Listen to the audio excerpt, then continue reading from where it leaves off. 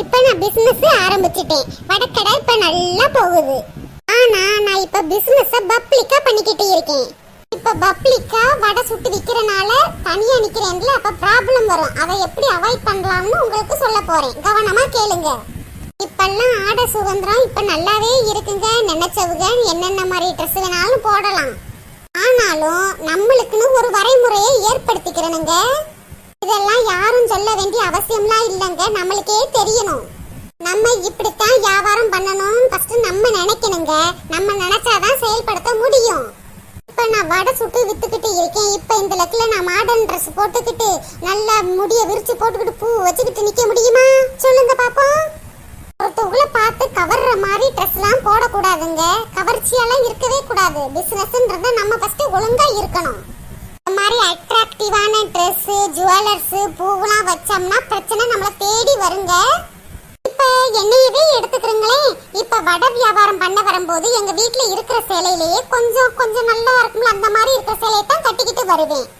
பாத்தீங்களா, இந்த மாதிரி தான் முடி அள்ளி ஒரு பெரிய கொண்டையா போட்டுக்கிறவேங்க. இப்ப முக்கியமான விசேஷத்துக்கு போயிட்டு நேரடியா வடக்கடைக்கு வர மாதிரி தாங்க இருக்கும். அப்ப தலை பின்னண மேனிக்கு தாங்க இருக்கும். அப்படி இருந்தா நான் பூவை மட்டும் எடுத்துருவேங்க. மித்தபடி நான் இப்படித்தாங்க அள்ளி கொண்டைய போட்டுக்கிறேன். இருக்கிறனால மித்த வேர்களோட பார்வை நம்ம மேல இருக்காதுங்க.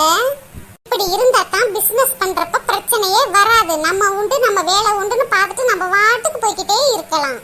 சில பேர் வடக்கடையில வந்து பேசிட்டு கமெண்ட் கூட பண்ணலாம். அந்த கமெண்ட் எல்லாம் நம்ம காதுல வாங்கிக்கிட்டு இருக்க கூடாதுங்க. கவனிச்சாத்தா ரொம்ப ரொம்ப பேசுவாங்க. கவனிக்காம நம்ம வேலையை நம்ம வாட்டுக்கு பார்த்துக்கிட்டே போய்கிட்டே இருக்கணுங்க. அவங்க நம்மளை பத்தி தான் பேசுறாங்கன்னு கூர்ந்து கவனிச்சுக்கிட்டே இருக்க கூடாதுங்க. அப்பதான் ரொம்ப பேசுவாங்க. நம்ம வாட்டுக்கு நம்ம வேலையை பார்த்துக்கிட்டு இருந்தா அவங்க நினைச்சிருவாங்க இது நம்மளுக்கு சரி வராது அப்படின்னு சொல்லிட்டு அவங்க வாட்டுக்கு அவங்க வழியை பார்த்துக்கிட்டு போயிடுவாங்க. இப்ப ஒரு 2-3 மாசமா தாங்க இந்த வியாபாரம் பண்ணிக்கிட்டு இருக்கேன். எனக்கு கொஞ்சம் நல்லா தான் போய்கிட்டு இருக்கு. எந்த பிரச்சனையும் இல்லைங்க.